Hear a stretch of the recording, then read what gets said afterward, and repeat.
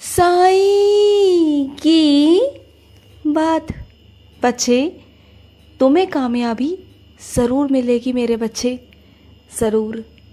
मैं जानता हूँ कि आज तुम्हें ठोकरें मिल रही हैं, लेकिन इन ठोकरों का मतलब ये नहीं कि तुम कामयाब नहीं होगे, तुम हार जाओगे। नहीं, ये तुम्हारे मन का डर है। तुम बार बार गिर रहे हो ना, इसलिए। लेकिन ये गिरना भी ना तुम्हें सफलता दिलवाएगा। तुम जो गिरोगे ना, जो तुम्हें अनुभव होंगे, वो अनुभव ही तुम्हें आगे लेकर जाएंगे। और इन्हीं अनुभवों के अनुसार ना तुम ज़िंदगी में बहुत कुछ प्राप्त करोगे, बहुत कुछ। और एक बात कहूँ तुमसे, ये अनुभव तुम्हें बहुत लोगों के चेहरे भी दिखाएंगे, बहुत लोगों के। जो लोग तुम्हारे सामने अच्छे बनने की कोशिश करते हैं ना, उनके चेहरे भी तुम्हारे सामने आएंगे। सच्चाई तुम्हारे सामने आएगी, जो इतने सालों से तुमसे छुपाई गई थी ना, वो सारी सच्चाई तुम्हारे सामने ज़रूर आएगी। तुम देख लेना। और सुनो, ज़्यादा बारिश में भीगो मत। तुम जानते हो ना, बारिश में भीगना तुम्हारे लिए ठीक नहीं है। तुम बहुत जल्दी बीमार पड़ जाते हो, बहुत जल्दी रोग से ग्रस्त हो जाते हो। तुम जानते हो ना अच्छे से अपने आप को, तुम नाजुक हो, बहुत नाजुक हो। तुम मेरे प्यारे बच्चे हो। लेकिन अगर कभी भीगने का मन करे ना, तो तुम मेरी उदी ले लिया करो, या फिर जब घर वापस आओ ना, तो चाय के साथ ना उदी ज़रूर लो मेरे बच्चे, और चाय ज़रूर पियो। कुछ मेरे बच्चे ऐसे हैं जो चाय पसंद ही नहीं करते, उन्हें चाय पीना पसंद ही नहीं है। और कुछ ऐसे हैं जो सिर्फ चाय ही पीना चाहते हैं। तो सुनो, जो चाय ज़्यादा पीते हैं उनसे मैं ये कहना चाहता हूँ कि हद से ज़्यादा चाय मत पियो, क्योंकि ज़्यादा चाय पीना भी हानिकारक है। और जो चाय नहीं पीते हैं ना, उन्हें थोड़ी बहुत लेनी चाहिए दवाई के तौर पर, और साथ में उधी भी लेनी चाहिए। समझ गए ना? तुम देख रहे हो ना, तुम भीगे थे और तुम्हारी हालत थोड़ी सी ख़राब हुई। लेकिन अब मैं तुमसे कहता हूँ कि एक काम करो, रात के वक्त ना सोते में उधी लेना और साथ में चाय पीना, या फिर गर्म दूध पीना। फिर देखना सुबह तुम ना बहुत अच्छे से उठोगे। तुम बिल्कुल ऐसे हो जाओगे जैसे तुम्हारे साथ कुछ हुआ ही नहीं था। तुम बिल्कुल फुर्ती में उठोगे और सारे काम करोगे। और सुनो, जो पुरानी तस्वीरें हैं ना, उन्हें संभाल कर रख दो, क्योंकि वो पुरानी तस्वीरें तुम्हें पुरानी चीज़ों की याद दिलाती हैं, तुम्हारे अतीत की याद दिलाती हैं। और तुम्हारा अतीत कुछ ज़्यादा अच्छा नहीं रहा, क्योंकि बहुत कुछ हुआ तुम्हारे साथ ऐसा कि जो तुम्हें तकलीफ़ आज भी पहुंचाता है। जब जब तुम उन तस्वीरों को देखते हो ना, तो तुम्हें तकलीफ़ पहुंचती है।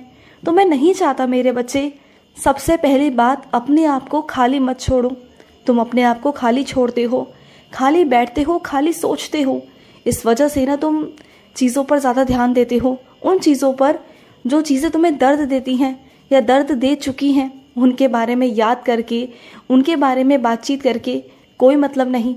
अब जो ज़िंदगी है ना, जो तुम्हारा वर्तमान है, जो मैंने तुम्हें बख्शा है, जो मैंने तुम्हें दिया है, उसकी तरफ ध्यान दो। और तुम कोई खोटा सिक्का नहीं जो चल नहीं सकता।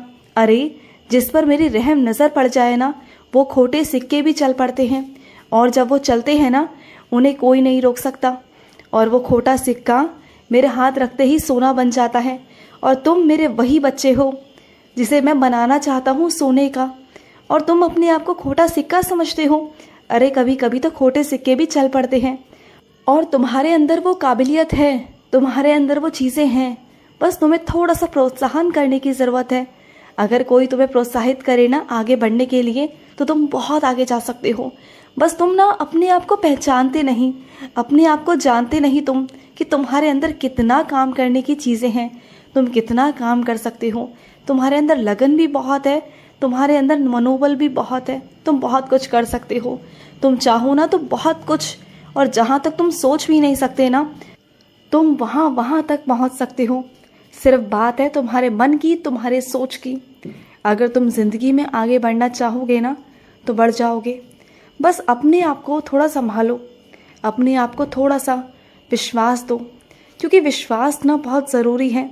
तुम दूसरों को विश्वास दिलाते हो, लेकिन खुद को विश्वास कौन दिलाएगा? हाँ, क्या कोई दूसरा आएगा तुम्हें विश्वास दिलाने?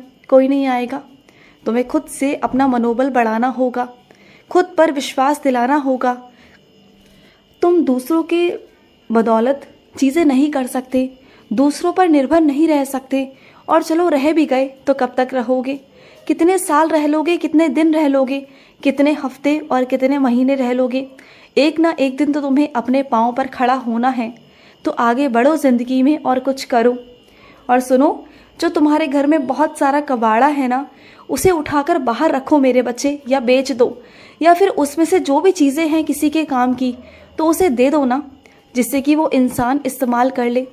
लेकिन अपने घर में कबाड़ा भरकर तुम घर की शोभा को तो बेकार करते हो, बिगाड़ते हो, और साथ ही साथ नेश्ती को और दरिद्रता को प्रवेश करते हो अपने घर में, वो भी खुद से। फिर कहते हो कि बाबा मेरे घर में ये नहीं हो रहा, वो नहीं हो रहा, मेरे घर में बरकत नहीं है। तो कहाँ से होगी बरकत? अगर कबाड़ संभाल कर रखोगी तो कैसे होगी? बातों को समझो। और मैं अपने कुछ बच्चों से कहना चाहता हूँ, कोई है तुम्हारे आसपास, कोई है तुम्हारा ऐसा अपना जो अपना है लेकिन समझदार बिल्कुल भी नहीं है। उसके अंदर ना बचपने से भी बचपना है। तुम बहुत समझाना चाहते हो उन्हें, तुम छोटे हो उनसे, लेकिन समझदार बहुत हो। और वो बड़े होते हुए भी ना समझदार बिल्कुल भी नहीं है। वो नहीं समझते इज्जत, व्यवहार, समाज, वो नहीं समझते। तुम उन्हें समझाने की हर तरीके से कोशिश करते हो, कर चुके हो, और तुम्हें लगता है कि तुम्हारी ना बार बार बेइज्जती होती है उनकी वजह से, उनकी हरकतों की वजह से, उनके व्यवहार की वजह से। क्योंकि उन्हें ना इज्जत, मान सम्मान ये सब कुछ समझ में नहीं आता। उनकी ज़िंदगी में ये सब है ही नहीं। ये कौन से शब्द है ना उन्हें पता भी नहीं है। लेकिन उन्हीं की वजह से ना तुम्हें बहुत कुछ सुनना पड़ता है, झेलना पड़ता है। तो बस इसका तुम्हें एक ही उपाय है, इसका तुम्हें बस एक ही उपाय करना है कि तुम्हें उन्हें ना समाज में लेकर नहीं जाना, और ऐसी जगह तो बिल्कुल भी नहीं जहाँ तुम्हारी 4 लोगों में बेइज्जती हो जाए। तुम्हें थोड़ा संभल कर रहना चाहिए, ना उन्हें बुरा लगे और ना ही लोगों के आगे तुम्हारी बेइज्जती हो। बस ऐसा कुछ करो जिससे तुम्हें भी शर्मिंदा ना होना पड़े और उन्हें भी बुरा ना लगे। बस कुछ ऐसी चीज़ें निकालो, उपाय निकालो, बीच का रास्ता निकालो, जिससे तुम आराम से चीज़ें कर सको। ध्यान रखना, जो अभी तुम्हारी बेइज्जती हुई ना वो आगे से ना हो। ध्यान रखना इन चीज़ों का, क्योंकि अगर चीज़ें बढ़ती जाएंगी ना तो तुम्हारे लिए ही नुकसान होगा। तो तुम्हें ही समझदार बनना होगा। तुम वैसे बहुत समझदार हो, मेरे बहुत समझदार बच्चे हो, लेकिन जब तुम रोते हो ना, जब तुम्हारे साथ ऐसा कुछ होता है ना, तो तुम्हारे बाबा को बर्दाश्त नहीं होता। तो बस मैं तुमसे यही कहना चाहता हूँ कि बस संभल कर और आराम से।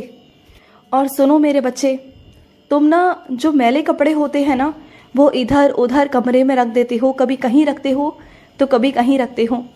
तुम्हें एक काम करना चाहिए, तुम्हें एक ही जगह पर ऐसा कोई स्थान चुन लेना चाहिए जहाँ पर तुम अपने मैले कपड़े उठाकर रख सको।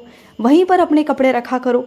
हर जगह कपड़े टांगना, रखना ये सही बात नहीं है। एक ही जगह रखो, एक ही स्थान बनाओ और वहीं से धोने डालो। हर जगह मत रखो। और रही मेरे कपड़ों की बात, तो मेरे कपड़े भी सही जगह और सही स्थान पर रखो। इधर उधर रखने की ज़रूरत नहीं है। अच्छे से तुम धो करना एक जगह, एक अलमारी बनाओ जहाँ तुम मेरे कपड़े रख सको, जहाँ तुम मेरे वस्त्र रख सको। क्योंकि तुम जानते हो ना तुम्हारे बाबा को साफ़ सफाई कितनी पसंद है। मुझे गंदगी में रहना बिल्कुल भी पसंद नहीं है। अगर तुम चाहते हो कि तुम्हारे बाबा तुम्हारे पास रहे ना, तो साफ़ सफाई से रहा करो, खुद भी और अपने बाबा को भी रखा करो। समझ गए ना? और सुनो, रात के वक्त ना इतना डरा मत करो। तुम्हारे बाबा तुम्हारे साथ हैं। तुम बहुत डर जाते हो, और जब डर लगे तो मेरा नाम जाप किया करो या फिर हनुमान चालीसा का जाप किया करो। कुछ भी नहीं होगा। मैं हूँ तुम्हारे साथ, तुम्हारा बाबा है। खुश रहो, मेरा ढेर सारा आशीर्वाद है तुम्हारे साथ। आज का रात्रि साई संदेश समाप्त हुआ।